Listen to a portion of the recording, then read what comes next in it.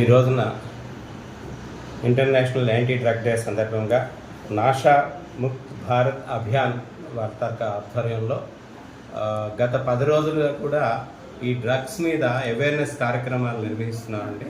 అందులో భాగంగా మన అనకాపల్లి జిల్లా ఎస్పీ గారు తుహిన్ సిన్హా ఐపీఎస్ గారి ఉత్తర్వుల మేరకు మన జిల్లాలో ప్రతి గ్రామంలో ప్రతి చోట కూడా ఈ డ్రగ్స్ మీద అవేర్నెస్ కార్యక్రమం నిర్వహించడానికి గాను ర్యాలీలు అట్లాగే మీటింగ్లు ప్లెడ్జెస్ పెట్టి అవేర్నెస్ క్రియేట్ చేయమని చెప్పారు. అందులో భాగంగా గత 10 రోజుల నుంచి కూడా వివిధ కార్యక్రమాలు నిర్వహిస్తున్నాం.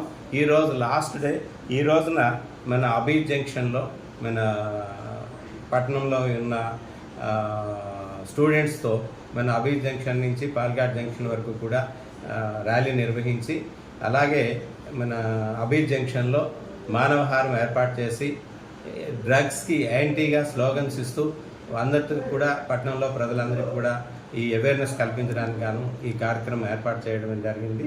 ఇందులో పాల్గొన్న విద్యార్థులకి అలాగే కళాశాల యాజమాన్యానికి అలాగే విచ్చేసిన పత్రిక both print and electronic media సోదరులందరికీ కూడా ధన్యవాదాలు తెలియజేసుకుంటూ, ఏదైనా సరే ముందుగా మీ సహకారం ఉంటేనే ఈ డ్రగ్స్ని సంపూర్ణంగా మేము పారద్రోలడానికి అవకాశం ఉంటుంది.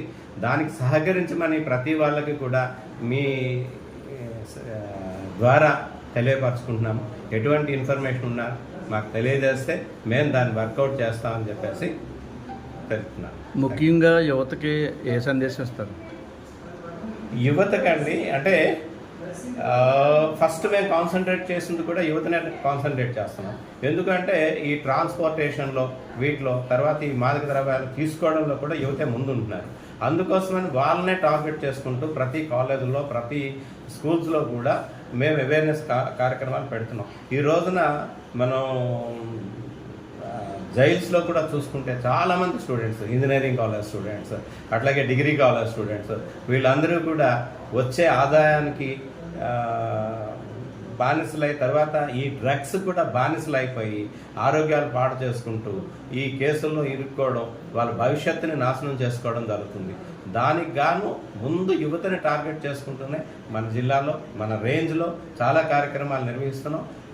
మీరు చూస్తూనే ఉన్నారు, ఎప్పటికప్పుడు ఏదో ఒక అవేర్నెస్ ప్రోగ్రామ్ మనం క్రియేట్ చేస్తూ యువతని మన వైపు తిప్పుకొని వాళ్ళ ద్వారా కూడా ఈ అవేర్నెస్ క్యాంప్స్ నిర్వహించడానికి అని చెప్పి ప్లాన్ చేస్తున్నాం.